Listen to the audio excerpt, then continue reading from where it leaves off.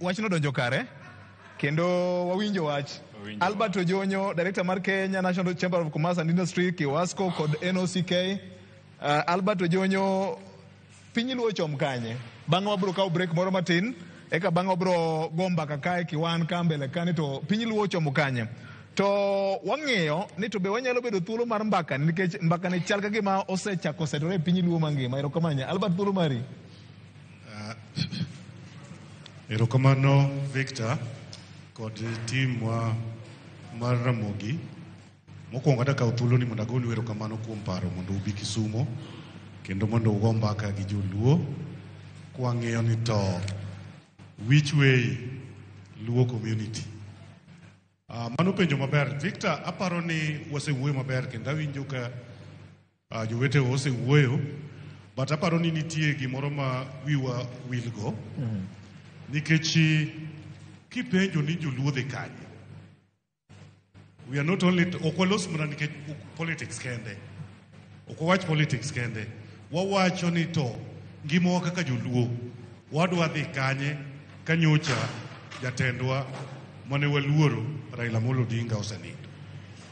Aparo ni gimomiyo jakom ne nigi teko, gimomiyo siasa mar Kenya ok ne nyalo wachi ka jakom onge, nikech oganda mane nitie mane luwo bang'e. Tiende ni jakom ne nigi gimiluongo ni the people's power, and mane momiyo niluonge ni the people's president, token president. Gimomiyo niluonge kamano nikech ne en gi power ma onge ng'ama nyalo wacho gimoro amora e Kenya ka kata madwa loso e mwandu mar Kenya ka jakom onge. Mano e power mane jakom nigo. So wan kaka oganda Luo, the first thing gimokwongo manyaka wang'i en unity mar jaluo. Gimomiyo ng'ato biro yiru mondo manyu en you are united and you are speaking in one voice. Uwuoyo gi dwol adi achiel.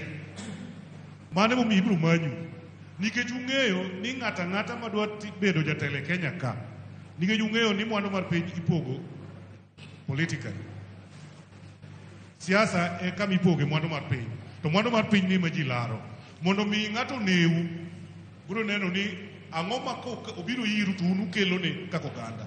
Gima wasebedo kwakelo en unity marwa kaka ang'o kaka oganda, nikech wan kaka joluo wasebedo kwawuoyo e dwol achiel kwaluwore gi Raila Amolo Odinga kendo wago kura kamoro adi achiel.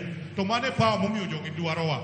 Without that onge wabiro yiru, awachunu war adier, nikech ung'eyo ni kata ng'ato biro yiru dwa bedo kodu dwa tiyo kodu to be nyaka ong'i te to kosetiyo to oyudi ang'o. Ka onge gima oyudo to kubiro yiru. So gima nyaka wakwong watim mokwongo kaka oganda Luo, nyaka wabed joma united, wawuoyo dhok achiel, to wabed gi jatelo adi matimo ang'o mawuoyonwa, nikech ka onge ng'at achiel mawuoyonwa to jogi biro kawo advantage. And uneno gi kata oganda maluorowa ma ok oriwore. Tiende ni ng'ato kata mane piny Josemeji kae, dong uneno ka nikech gionge ng'at achiel iboyudo ka ng'ato dhi loso gi Wetangula, ng'ato dhi loso gi Mudavadi, ng'ato dhi loso gi Wamalwa, ng'ato dhi because onge ng'at adi. To mane ma gima kok watimo to wadhi bedo oganda machal kamano. Nyaka wadoguru chien wang'in to wuonwa nosetho, kata familia ka jaduong' otho, tubet piny kaka jodala tung'iyo ni to koro ma baba osethoni kuom nyithiwa gi owewa go wadwa maduong' mang'ane kata owewa gi ng'ane, to waneno ka ng'ane ni nigi chia.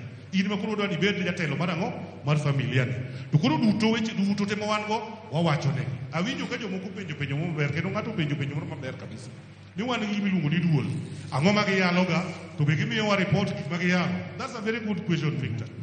Magi gik monego watim nikech wan duto kwanyalo loso e telo, to nyaka wabed gi jowa ma kwasewacho weche to giwachonwa. Nitie gik motimre e oganda wa kama richo. Kaka mage? Achiel kuom gi gik mowacho gi te, we talk about jotelo gi gin nga. Who are the leaders? Jotelo gin nga. We are the leaders. So when you ni ng'ato jatelo ni ng'ato monego tim, look at yourself and say what are you doing? In kaka in itima. Wan gi problem moro ka Victor. Oganda wa kendo winjo ka jomoko loso kuome kata lindo loso kuome. Oganda wa ka jatelo biro kata sani ka jatelo biro ka molo ahinya to moyier mar politicians. Ng'ama dhi wacho ne kata wach monego wach ne kata chielo timo ang'o. Ng'ato ng'iyo man to ng'ani dwa miyango. It is wrong. Let us put waket jotendwa accountable kum roles mwamiyo. Kwa mini bedo MP, to nyiswa ni MP mane wamini itima makonyo japiny.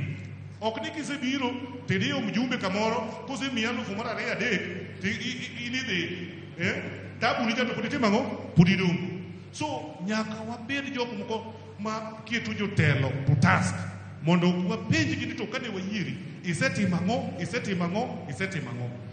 Kidhi oganda ma kata mane lango ka inyalo yudo ka jatelo kata donjo mana gi chopa kama to lore chopa to wuotho mana gi bodyguard ne ngamo biro uji ariyo kende. Nobody goes there. Ko ngama luwo jatelo ni kiasi jatelo biro kata no lor kata ni dhano ringo to lulanda ka to ine mtoka mara tengo kadho kamoro dhano se to gimodhi wacho ni dhano bende onge ne en mana ni konyo to igonyi ka wuono kirito ngano nyaka chiemo wuogi ko goji. What are you doing this time mangani onge? Mago questions manyaka wapenjre kako ganda luo.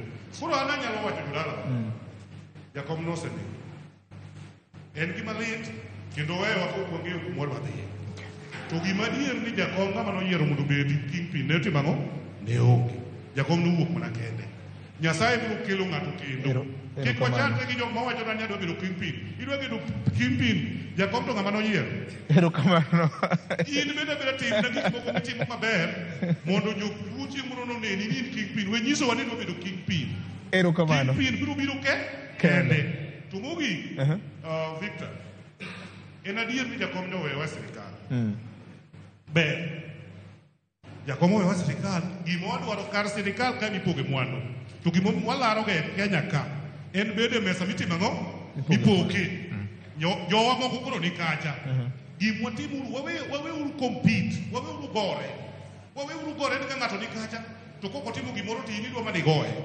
Go and tell him gimidwa notimno mondo time ber. Waweuru gore nikech samwa gore jawasigu biro donjo ang'ono e kindwa.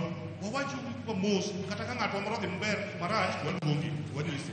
Ka mama dhi maber be wapake kiling'ling to wanyiso joka ni wan atandi nuseketie budget. Gimoro amora mitimo e Kenya kae bedo budgeted for. Koro nyiswa mana ni education ikelo adi e Luland, power ikelo adi e Luland, empowerment gik moko mowacho ko duto ema koro